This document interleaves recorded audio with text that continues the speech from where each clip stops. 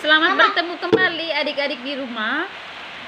Pada video kali ini kita akan belajar tentang langkah-langkah pembelajaran. Jadi ikuti terus video ini sampai selesai.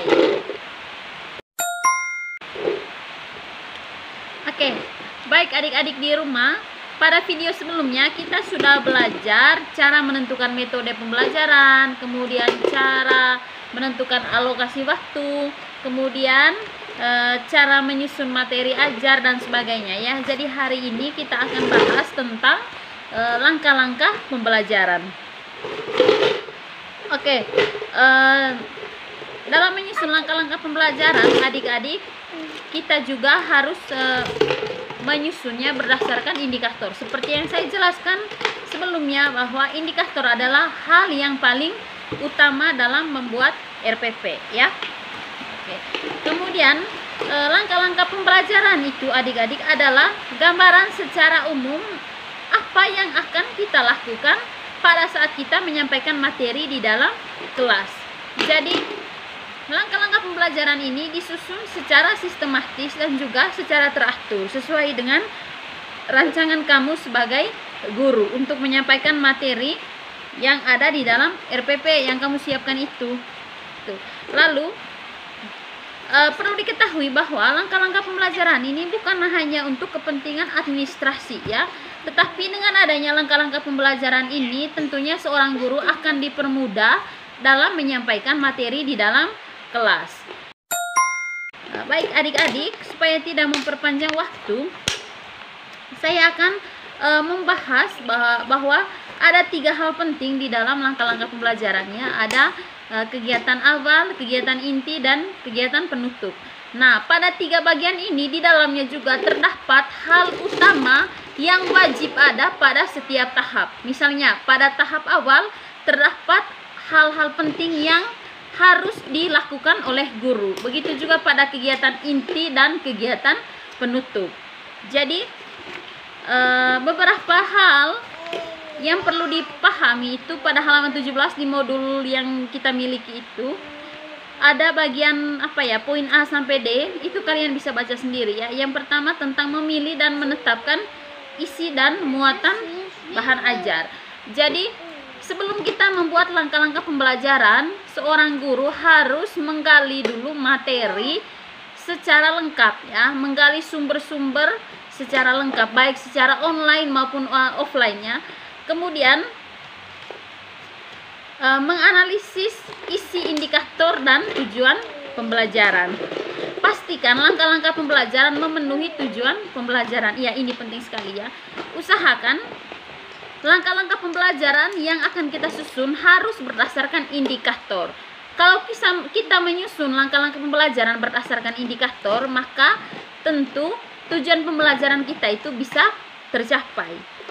Kemudian jangan lupa sesuaikan dengan waktu yang sudah kita alokasikan. Jangan sampai nanti waktunya tidak cukup, materinya banyak, waktunya tidak cukup, atau sebaliknya, materinya sedikit tetapi waktunya banyak ya.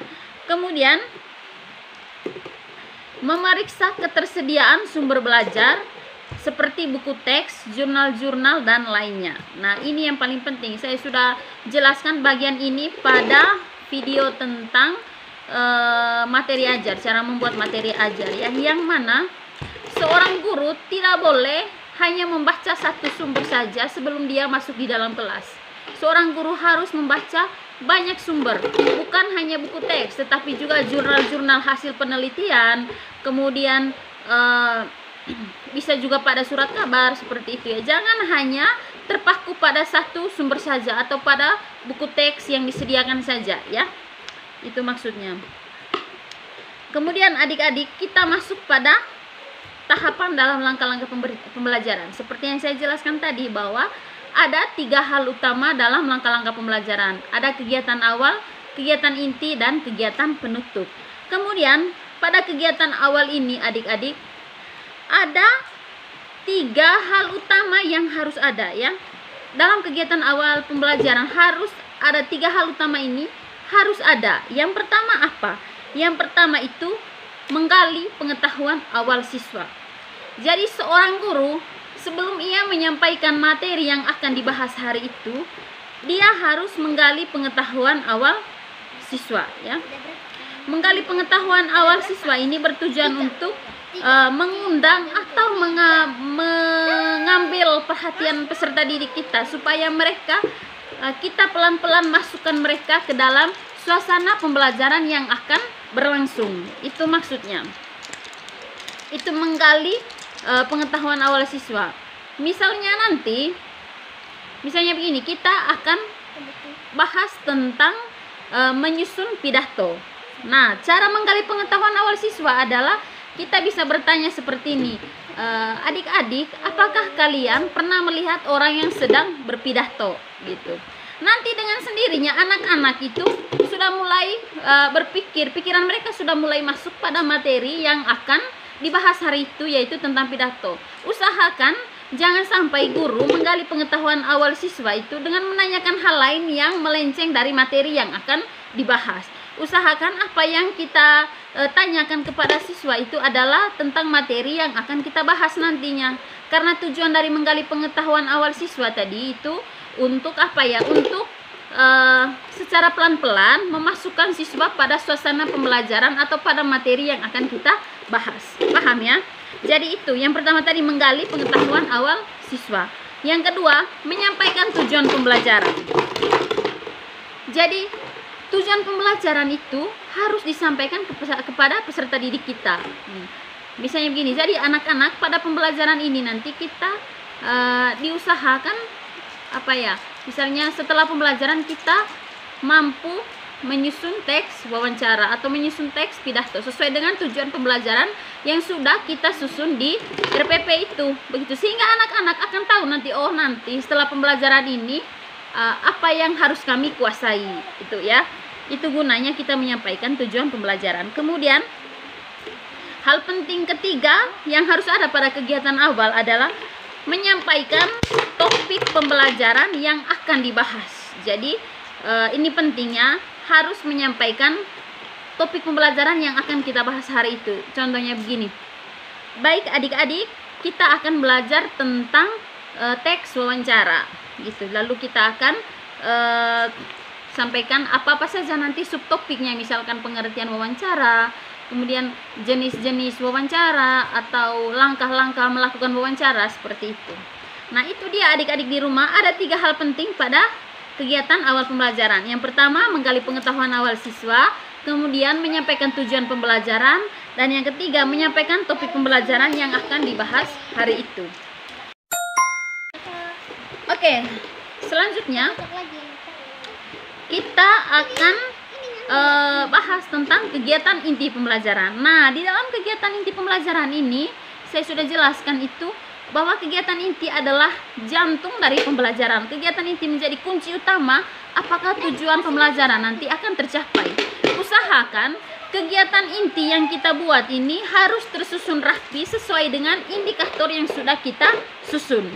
Jangan sampai ada indikator yang tidak terlaksana pada kegiatan inti, ya. Kunci kita melakukan kegiatan inti supaya tersusun dengan rapi dan tidak ada yang tertinggal itu adalah pada indikator. Kita menyampaikan pembelajaran pada kegiatan inti berdasarkan indikator yang sudah kita susun. Itu. Di sini saya jelaskan bahwa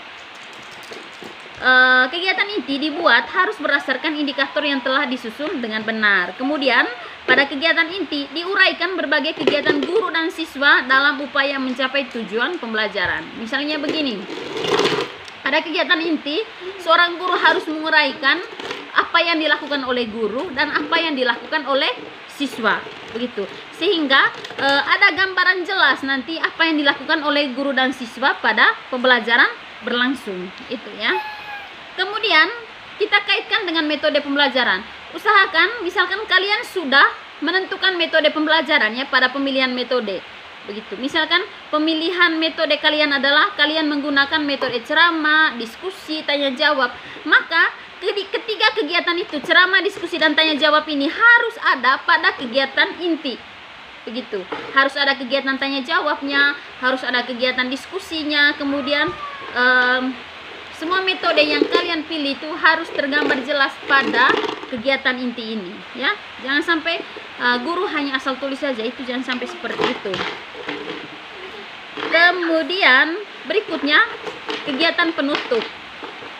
Kegiatan penutup ini adik-adik ada banyak hal yang harus ada. Sebagai guru sekolah dasar, yang perlu kalian lakukan di kegiatan penutup pembelajaran adalah melakukan tanya jawab, menanyakan kembali apa saja yang sudah kita pelajari hari itu. Ini untuk mengkonfirmasi apakah siswa tadi sudah benar-benar mendengarkan kita pada kegiatan inti. Itu harus menanyakan ulang. Kemudian selain itu, seorang guru sekolah dasar harus menyampaikan pesan moral, ya. Pesan moral misalnya seperti ini. Pesan moral itu adik-adik tidak harus selalu berhubungan dengan materi juga, ya. Tidak harus. Jadi pesan moral itu bisa tentang apa saja, tentang kehidupan sehari-hari. Misalnya begini, adik-adik kalau misalkan pulang dari sekolah nanti langsung ke rumah, begitu. Jangan jangan main dengan teman atau sejenisnya seperti itu. Kemudian kita juga bisa arahkan mereka pada pokoknya pesan moral ini terkait dengan pembentukan karakter pada peserta didik kita. Oke, selanjutnya adik-adik selain melakukan tes akhir melalui tanya jawab dan pesan moral itu, di sini juga guru menyampaikan tugas-tugas yang akan dikerjakan siswa di rumah, begitu. Kemudian pemberian motivasi secara umum, dan itu biasanya dilakukan oleh guru. Nah, pemberian motivasi dan juga penyampaian pesan moral ini bisa disatukan. Ini tujuannya itu untuk membentuk karakter siswa, ya. Oke, itu dia untuk materi hari ini. Jadi terima kasih untuk perhatian kalian. Sampai jumpa pada video selanjutnya.